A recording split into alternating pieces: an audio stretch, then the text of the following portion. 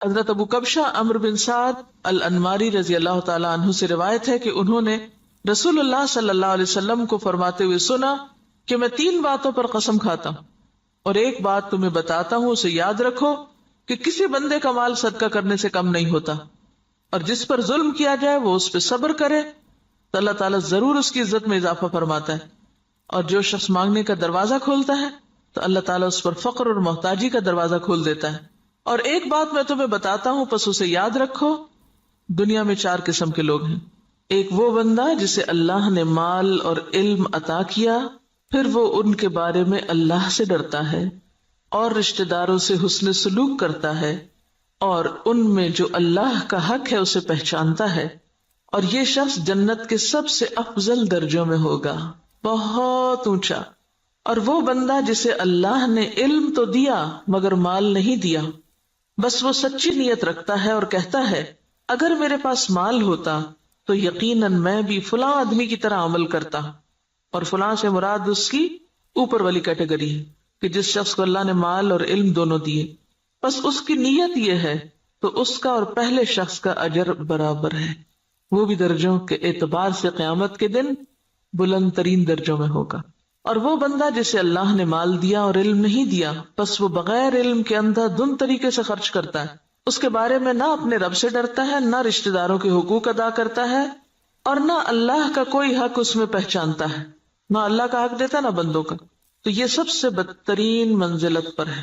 اور وہ بندہ نہیں عطا کیا اس کو اللہ نے مال اور نہ علم، تو وہ کہتا ہے اگر میرے پاس مال ہوتا تو یقیناً میں بھی فلاں آدمی کی طرح عمل کرتا، اور فلاں سے مراد اس کی اوپر والی کیٹیگری ہے جو اپنا مال بے انتظامی سے اندھا دھند خرچ کر رہا ہے، بس اس کی نیت یہ ہے تو ان دونوں کا بوجھ برابر ہے۔ اب آپ یہاں دیکھیے کہ آپ صلی اللہ علیہ وسلم نے ساری دنیا کے لوگوں کو 4 حصوں میں بانٹ دیا۔ ایک وہ جس کے پاس مال بھی ہے اور علم بھی ہے، اور جس کو اللہ یہ 2 نعمتیں دے دے اس کی خوش قسمتی کا تو کیا ٹھکانا۔ وہ کیا کرتا ہے، مال کو اپنے علم کے ساتھ ایسی ایسی جگہوں پہ خرچ کرتا ہے جہاں سے وہ بہترین فائدے اٹھاتا ہے، یعنی درجہ یا اس کا اجر اور ثواب بہترین پاتا ہے۔ یہ بالکل ایسے ہی ہے کہ جیسے آپ دیکھیں ایک بالکل ان پڑھ تاجر ہوتا ہے جو نہ مارکیٹ کو جانتا ہے، نہ تجارت کے اصول قاعدے جانتا ہے، نہ اسے کوئی پتہ ہے، اور وہ تجارت کرنے کھڑا ہو جاتا ہے، تو وہ مال کہاں لگائے گا، گواں بیٹھے گا، لاس کر لے گا۔ اور ایک وہ ہے جو پڑھا لکھا تاجر ہے، تجارت سے پہلے اس نے ایک ڈگری کی، یا ڈگری نہیں بھی کی تو ایک تجربہ حاصل کیا ہے، اور وہ مارکیٹ کو بھی جانتا ہے، حالات بھی جانتا ہے بہتر طور پر، اب وہ باقی سب سے آگے نکلتا چلا جائے گا، یعنی اس کا جو پروفٹ ریٹ ہے یا اس کا جو نفع کا جو مقام ہے وہ تو بہت آگے، وہ تو تھوڑے ہی عرصے میں بہت کچھ کما جائے گا، کیونکہ اس کو پتا ہے کہ مال کو کہاں لگانا ہے اور کیسے لگانا ہے۔ اس کے برعکس ناسمجھ شخص کچھ بھی نہیں کر سکے گا، مال ضائع کر دے گا۔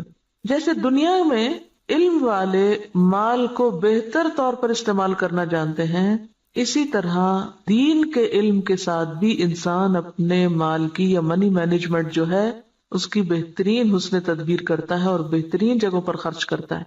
مثلا بظاہر عام لوگوں کو وہ ایک چھوٹا سا کام نظر آتا ہے، یہ چھوٹی سی نیکی نظر آتی ہے، لیکن اس کے نزدیک وہ بہت بڑی نیکی ہوتی ہے اور وہ سوچ سمجھ کے خرچ کرتا ہے۔ ایسا شخص بعض اوقات چھوٹی چھوٹی نیکیوں سے بھی بہت بڑے درجے پاتا ہے، ذرے سے بھی وہ اجر عظیمہ کماتا ہے، اپنی اچھی نیت کی وجہ سے، اپنے اچھے طریقے کی وجہ سے، سمجھداری کی وجہ سے۔ تو نتیجہ کیا ہوگا، قیامت کے دن وہ اعلیٰ ترین مقام پر ہوگا۔ ایک دوسرا شخص ہے، اس کے پاس مال کوئی نہیں لیکن علم ہے، اس علم کی بنا پر وہ یہ سوچ رکھتا ہے کہ اگر کبھی میرے پاس بھی مال آیا تو میں بھی فلاں کی طرح کا، اس کو آئیڈیالائز کر رہا ہے، فلاں کی طرح نیکی کے کام کروں گا، اور یہ اس کی سچی نیت ہے۔ تو نیت کہتے ہیں پکے ارادے کو، نیت خوش خیالی کو نہیں کہتے، یا کسی خوش فہمی کا نام نیت نہیں ہوتا۔ ہم عام طور پر نیت کس کو قرار دیتے ہیں، بس ایک خیال آ جانا، وہ بڑی اچھی نیت ہے، اور تھوڑی دیر کے لیے خوش ہو جانا اپنی نیت سے۔ نہیں، نیت محض خیال نہیں، نیت کیا ہے، پکا ارادہ، سچا عزم۔ دنیا ادھر کی ادھر ہو جائے اور وہ شخص نہ بدلے، اس کی نیت نہ پھرے، اس کے ارادے نہ بدلیں، حالات کچھ بھی ہو اس کے ارادے نہ بدلیں۔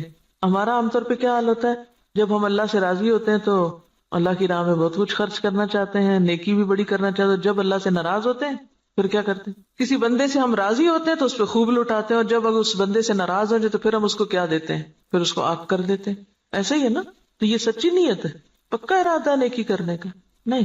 پکے ارادے والا کون ہوتا ہے؟ جو کسی کی تعریف، تنقید، حالات کے اچھے یا برے ہونے سے کوئی اثر قبول نہ کرے. جو اس نے نیکی کا ارادہ کیا تھا، ٹھانا تھا، وہ اس پہ جمع رہے کہ میں کسی کی باتوں میں آ کر اپنا کام چھوڑ دوں، کسی کے بہلانے سے، کسی اور دنیا کے حقیر فائدے کی خاطر میں اپنے مشن کو قربان کر دوں. نہیں، وہ احمق و بے وقوف شخص نہیں ہے کہ ایک ہوا کے جھونکے سے ادھر کو اڑ جائے اور دوسرا آیا تو ادھر اڑ جائے. وہ جم کے رہتا ہے اپنے مشن میں، اپنے سوچ میں، اپنے نیکی کا جو ارادہ اس نے کیا اس کو کوئی چیز متزلزل نہیں کرتی. ہمارا حال دیکھیں نا، ہم کئی دفعہ مال خرچ کرنے کا سوچتے ہیں، پھر تھوڑی دیر بعد شیطان آ جاتا ہے اور وہ کیا کرتا ہے؟ نیت خراب کر دیتا. ہوتا ہے نا ایسے کہ نہیں ہوتا کبھی آپ کے ساتھ؟ یہ سچی نیت کوئی نہیں ہوتی. سچی نیت تو وہ ہوتی ہے کہ بس آپ نے کر لی اور اب دنیا ادھر کی ادھر ہو جائے اور آپ نے کرنا ہی کرنا ہے. ایسی نیت اگر کسی کی ہے اور مال نہیں بھی تو اللہ تو نیتوں کو جانتا ہے نا. ہم عام طور پہ کب کہتے ہیں اللہ نیت جانتا ہے میری؟ صرف خود کو کور کرنے کے لیے. ایسے شخص کو اللہ تعالیٰ بغیر کچھ کیے بھی وہی درجہ دے گا جو ایک کرنے والا کر کے لے رہا ہے. محض نیت کی سچائی کی وجہ سے، ارادے کی پختگی کی وجہ سے، خیر پر استقامت کی وجہ سے. تو یہ چیز دین میں بہت ضروری ہے. تیسرا وہ شخص ہے کہ جس کے پاس مال ہے، علم کوئی نہیں. اب یہ الٹ گیا قصہ. پہلے کے پاس علم تھا، مال کوئی نہیں تھا. اب اس کے پاس مال ہے، علم کوئی نہیں. اب وہ کیا ہے؟ بس جدھر اس کی خواہش نفس کہتی ہے، جدھر لوگ کہتے ہیں، جدھر اور لوگ جو کچھ کر رہے ہیں وہ بھی اندھا دھند وہی مال خرچ کرنا شروع کر دیتا ہے، دکھاوے میں، ریاکاری میں اور دنیاوی شہرت کے لیے. اب ظاہر پوچھ ہوگی. آپ کو پتا ہے کہ ابن آدم کے قدم ٹلیں گے نہیں قیامت کے دن جب تک کہ وہ 5 باتوں کے جواب نہ دے دے. اور اس میں سے ایک سوال کیا ہوگا؟ مال کہاں سے کمایا اور کہاں خرچ کیا، یہ پوچھا جائے گا. ایسا نہیں ہے کہ بس آپ چھوڑ دیے جائیں گے کہ بھیا اللہ میرا مال تھا، میری مرضی. یہ بات نہیں ہے. مال اللہ کی دی ہوئی ایک امانت ہے آپ کے پاس، اس کو اللہ کی مرضی کے مطابق ہی خرچ کرنا ہے. یہ نہیں کہ اگر آپ کو مال مل گیا تو اختیار بھی مل گیا. منمانی کرنے کا اختیار تو نہیں مل جاتا مال ملنے سے. یہ ملتا ہے ویسے ہم نے لیا ہوا ہے. ہم اپنے مال کو خرچ کرتے وقت کیا ذہن میں رکھ کے خرچ کرتے ہیں؟ میرا مال، میری مرضی، کیا مرضی کرو.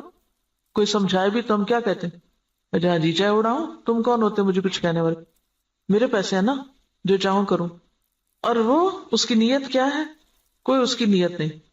خاص طور پر جو حدیث کے الفاظ ہیں نا قابل غور ہے. لا يصل فيه رحمه ولا يعلم لله فيه حقا. نہ رشتہ داروں کو دیتا ہے اور نہ اللہ کا حق پہچانتا ہے، نہ فی سبیل اللہ خرچ کرتا ہے.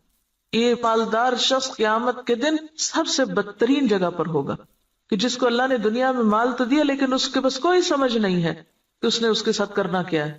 اور چوتھا وہ ہے بدقسمت کہ جس کے پاس ہے بھی کچھ نہیں ہاتھ میں لیکن آئیڈیالائز اس کو کرتا ہے. ہی اس تیسرے شخص کو کہ جو غلط جگہوں پہ مال خرچ کر رہا ہے. عام طور پر ہم لوگ کس کی پیروی کرنا چاہتے ہیں؟ اس شخص کی جس کے پاس مال ہے اور وہ نیکی کے راستے میں خرچ کرتا ہے، یا اس کی جس کے پاس مال ہے اور وہ دکھاووں کے لیے خرچ کرتا ہے؟ انڈیا کا کوئی امیر ترین شخص ہے، وہ کہتا ہے کہ میں کھانا تو 2 وقت کا کھاؤں گا، لیکن اگر کوئی شخص اعلیٰ تعلیم حاصل کرنے کے لیے وظیفہ چاہے تو اپنے مال میں سے اس پہ خرچ کروں گا. تو یہ ایک ایسی مثال ہے نا کہ اس کے پاس ہے بہت کچھ لیکن وہ صرف ذاتی عیاشی میں نہیں اڑا رہا، وہ اعلیٰ مقاصد میں خرچ کر رہا ہے. اور لوگوں کے لیے ایک مثال یہ بھی، اور ایک وہ شخص ہے کہ جس کے پاس ہے اور وہ محض خواہشات کی تکمیل میں اور ذاتی خوشی میں خرچ کر رہا ہے. تو نتیجہ کیا ہے؟ باقی لوگ بھی اس کو آئیڈیالائز کر رہے ہیں اور وہی کچھ کر رہے ہیں. آج آپ دیکھیں کہ ہمارے معاشرے میں جس طرح نمود و نمائش ہو گئی ہے یا اس کے مظاہر جو نظر آتے ہیں، اس کے پیچھے کیا چیز ہے؟ فضول خرچی کے پیچھے کیا نفسیات ہوتی؟ دکھاوا اور نمود و نمائش کے پیچھے کیا ذاتی بڑائی کا جذبہ کہ لوگ مجھے بڑا مان لیں. تو قیامت کے دن ایسا شخص کہاں ہوگا؟ اخبث المنازل، اسفل سافلین، وہ سب سے نیچے ہوگا کیونکہ اس نے اللہ کی نعمت کا غلط استعمال کیا. تو ہم سب کے لیے کیا ضروری ہے کہ ہم اپنے اپنے طریقوں کا جائزہ لیں. کوئی پیسہ خرچ کرنے سے پہلے ذرا رک جائیں اور سوچیں کہاں دے رہے ہیں، کس کو دے رہے ہیں، کیوں دے رہے ہیں، کیا مقصد ہے، کیا نیت ہے، کیا ارادہ ہے.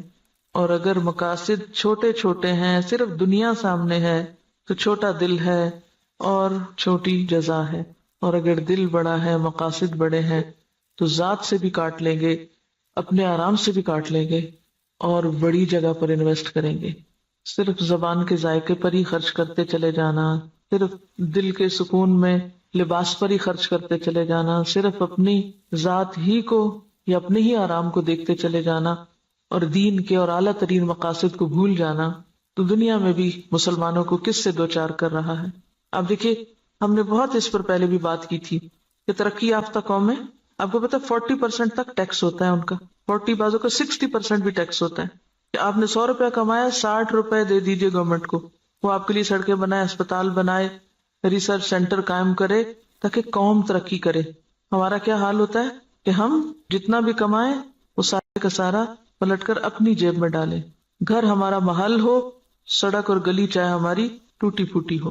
اسی وجہ سے ہم اس حال میں ہیں کہ ہم بڑے مقاصد میں خرچ نہیں کر سکتے، اپنی ذات کے لیے اور اپنے ہی لیے، اور پھر اپنے اوپر خرچ کرنے کے لیے ایسے ایسے طریقے اختیار کرتے ہیں کہ جس سے اجتماعی فائدہ پیچھے چلا جاتا ہے۔ اب دیکھیے کہ ایک قطرہ جب دریا میں ملتا ہے تو کیا ہو جاتا ہے، وہ کیا کہلاتا ہے، دریا کہلاتا ہے، اور جب وہ صرف قطرہ رہتا ہے تو وہ اپنی انفرادیت بھی کھو دیتا ہے، اپنی آئیڈینٹی بھی ختم کر دیتا ہے۔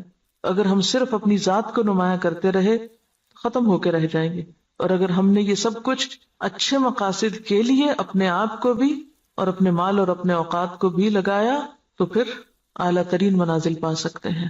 یہاں جو بات یاد رکھنے کی ہے، بظاہر تو حدیث بالکل واضح ہے، مطلب صاف ہے، سمجھ میں آنے والا ہے، لیکن عملی طور پہ کیا کرنا ہے؟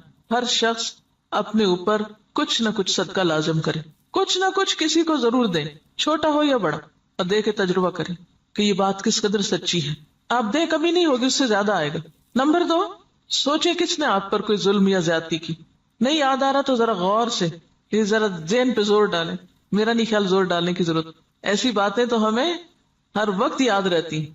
کس نے میرے ساتھ کیا زیادتی کی ہوئی، سوچیں کس نے میرے ساتھ کیا ظلم کیا اور میں نے اب تک اس کو معاف نہیں کیا، ان سب کو آج معاف کر دیں، اور اپنے دل سے ان ظلم و زیادتی کے باتوں کو نکال کے دروازہ بند کر دیں، صاف کر دیں، صفائی کر دیں دل کی۔ معاف کرنے کا سب سے بڑا فائدہ صرف انسان کو خود ہوتا ہے، اپنا دل اطمینان میں آ جائے گا، اچھا کوئی بات نہیں، وہ بھی انسان ہے نا، پتہ نہیں اس کی کیا کیا مجبوریاں ہیں، اس کو کیا کیا کمی ہے، اس پہ کیا ظلم و زیادتی زندگی میں ہوئی، اس کو کیا کیا محرومی ہوئی، اس کو معلوم نہیں کیسا ماحول ملا، تو اس کو معاف کر دیں۔ اس کا کہاں سے پتا چلے گا کہ آپ نے معاف کیا؟ آج کے بعد ان باتوں کو زبان پہ نہیں لانا، چھیڑنا نہیں، ذکر نہیں کرنا، ورنہ ہوتا کیا ہے، جب کوئی آپ کو مزید پھر دوبارہ زیادتی کرتا ہے تو آپ جس چیز کو معاف کر چکے تھے اس کو بھی ساتھ جمع کر لیتے ہیں، اگلی زیادتی تو اگلی ہے، پچھلی بھی ساری لے آتے ہیں واپس۔ کڑوی باتیں نہیں دہرانی، منہ کڑوا ہو جاتا ہے۔ صبر، برداشت، پی جائیں۔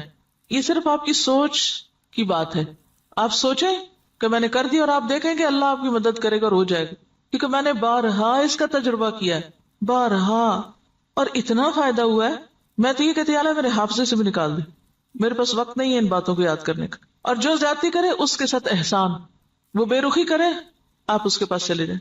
ہے مشکل، لیکن نبی صلی اللہ علیہ وسلم نے قسم کھا کے یہ بات فرمائی ہے، اگر آپ کو واقعی آپ کی قسم پر اعتبار ہے، آپ یہ سوچیے مجھے اپنے پیغمبر کی قسم کا اعتبار ہے، اللہ میری عزت میں ضرور اضافہ کرے گا اگر میں دوسرے کو معاف کر دوں گا۔ اور یہاں صرف معاف نہیں کرنے کی بات بلکہ صبر علیہا، کیونکہ جب تک صبر نہ ہو، برداشت نہ ہو، معاف نہیں ہو سکتا۔ معاف کرنے کے لیے اسے پینا پڑتا ہے، جیسے دوائی کا کڑوا گھونٹ پیا جاتا ہے۔ اور اگر آپ یہ نہیں کر سکتے نا، پھر اپنی معافی کی بھی توقع کم کر دیں۔ آپ اگر دوسروں کو نہیں معاف کر سکتے تو مت پھر امید رکھیں کہ آپ کو معاف کیا جائے۔ اگر آپ واقعی چاہتے ہیں کہ اللہ آپ کی عزت میں اضافہ کرے، کیونکہ سارے کام تو آپ اپنی عزت ہی بڑھانے کے لیے کر رہے ہوتے ہیں لیکن الٹے کر رہے ہوتے ہیں، تو جو نسخہ نبی صلی اللہ علیہ وسلم نے بتایا ہے اس کو عمل کر کے ایک دفعہ دیکھیں۔ ہے حوصلے کی بات لیکن کر سکتے ہیں، ایسا نہیں کہ کیا نہیں جا سکتا۔ اگر آپ اپنی جان کے دشمنوں کو معاف کر سکتے ہیں، حمزہ کے قاتل وحشی کو معاف کر سکتے ہیں، ابو سفیان کی بیوی کو معاف کر سکتے ہیں، ہند کو معاف کر سکتے ہیں، کوئی بدلہ نہیں لیتے، کوئی انتقام نہیں لیتے، کوئی جرمانہ نہیں لیتے، تو وہی لوگ تو پھر آگے جا کے دین کی خدمت اور دین کی عزت کا ذریعہ بنتے ہیں۔ یہ عمل کا وقت ہے۔ اور تیسری چیز، لوگوں سے توقع ہٹا دیں، لوگوں کے سامنے ہاتھ نہ پھیلائیں، لوگوں کا بھروسہ چھوڑ کے اللہ پہ بھروسہ کریں، اللہ کی طرف توجہ کریں، کیونکہ جب انسان لوگوں کے سامنے ہاتھ پھیلانے لگتا ہے، لوگوں پہ توقع رکھنے لگتا ہے، تو نتیجہ کیا نکلتا ہے؟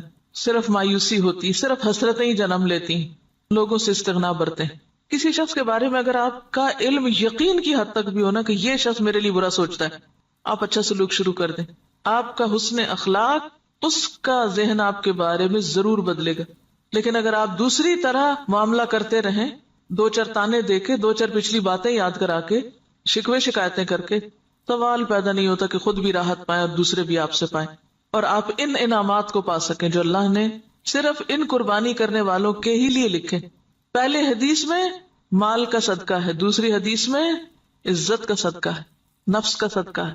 مال کا صدقہ پھر آسان ہے، عزت کا صدقہ مشکل. لیکن جو جھکے گا وہی بلند ہو سکے گا، اکڑنے والا کبھی بلند نہیں ہو سکتا. انک لن تخرق الارض ولن تبلغ الجبال طولا. سبحانک اللہم وبحمدک نشہد ان لا الہ الا انت نستغفرک ونتوب الیک. السلام علیکم ورحمۃ اللہ وبرکاتہ.